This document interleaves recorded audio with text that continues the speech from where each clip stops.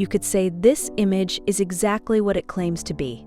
A virgin enthroned against a golden Byzantine backdrop, a desperate woman collapsing into her lap in search of comfort, and at her feet, the lifeless body of a child surrounded by wilted flowers. The title confirms it, Virgin Comforter. But something shifts the longer you look. Because there is something in Mary's posture that does not match what the title promises, something in the direction of her gaze, something in the position of her arms that, once you notice it, you cannot explain away. This is not an image of divine consolation. It is one of the most silent and most devastating indictments a believer has ever directed at God. Painted by the most celebrated and most devout artist in 19th century France, at the worst moment of his entire life, and hidden in plain sight behind the visual language of traditional religious painting, where most viewers never thought to look for it. To understand what Bouguereau did here, you need to understand France in 1875. That year, the Third French Republic was still a fragile and uncertain experiment. The amendment that introduced the word republic into the Constitution for the first time passed by a single vote, 353 to 352. One vote separated a functioning republic from potential collapse. That was the political stability of the country, and the intellectual climate was even more turbulent than the politics. France had just emerged from the humiliating defeat of the Franco-Prussian War. Napoleon III's Second Empire had collapsed, leaving the country in a profound crisis of national identity. The Republicans now in power viewed the Catholic Church as an obstacle to progress, a relic of the old regime that needed to be pushed out of public life entirely. That anti-clerical project would reach its peak in the following decade with Jules Ferry's famous laws: free, compulsory secular education, and the gradual removal of clergy from schools across the country. It was in that exact moment, in that tension between a faith that refused to disappear and a reason that kept advancing, that Bouguereau painted this. The golden background reaches back directly to Byzantine mosaics, to centuries of images of Christ and the Virgin Mary that signified absolute divine authority. The white marble columns evoke sacred architecture, a space designed to feel like sanctuary. The stylized floral motifs speak of immortality and celestial power. And at the base of the painting, a Latin inscription, Mater Afflictorum, Mother of the Afflicted.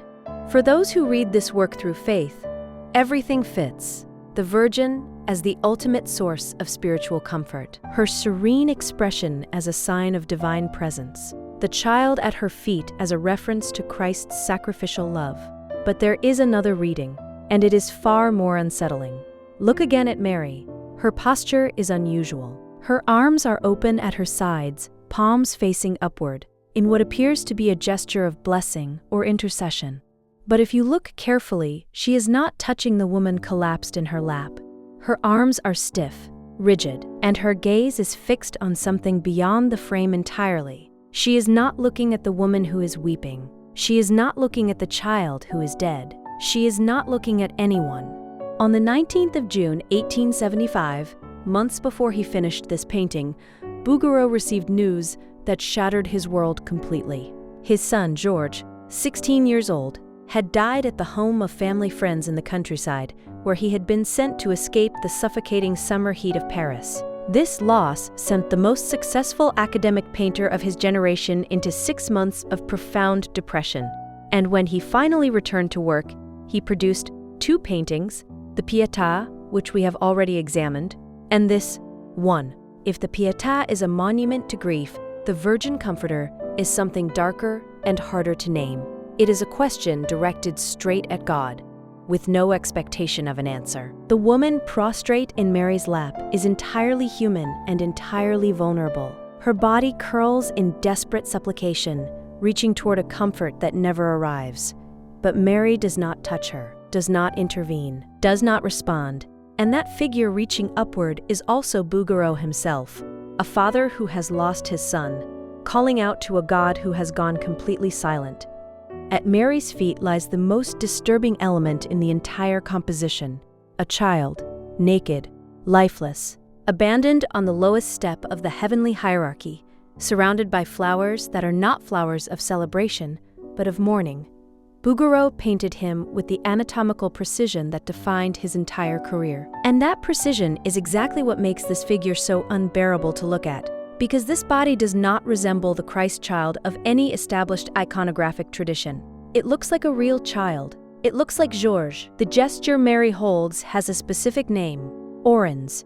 It is a posture of prayer and intercession. In Orthodox icons, the Theotokos orans represents Mary as the universal intercessor, the one who stands between human suffering and divine power, and bridges the gap. Bouguereau had used this exact gesture in earlier works, with its full traditional meaning completely intact.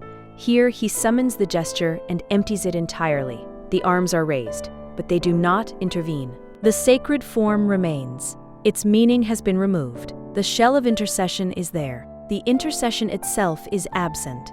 And then there is the title. And the title may be the cruelest element of all.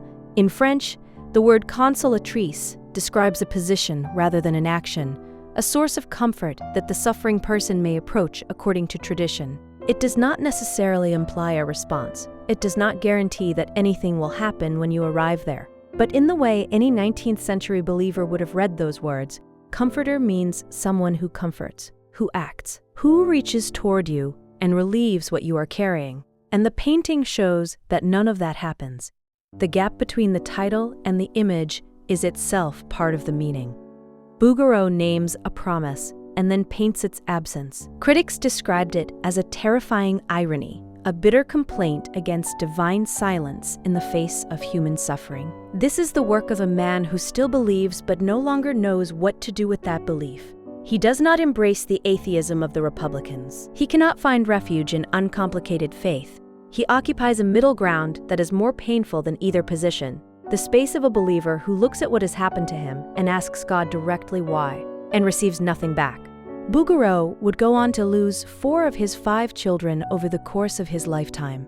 He would lose his wife Nellie 2 years after this painting. During childbirth, he would lose the newborn shortly after, and every one of those losses came after this canvas, as if the question he poses here was not a conclusion, but a premonition of everything that was still to come. The Virgin Comforter occupies a position in the history of Western religious art that very few paintings share. It is not an atheist work. It is not a work of simple faith.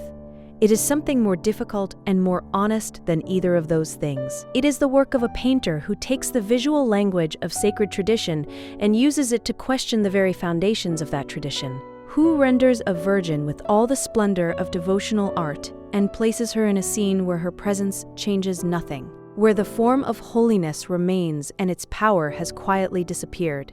That contradiction between the sacred form and the hollow content, between the title that promises and the image that withholds, between the arms that are raised and the suffering that continues uninterrupted below them, is what makes this painting so difficult to forget. Bouguereau was not painting a virgin. He was painting what it feels like when you call out to God and the only thing that comes back is silence.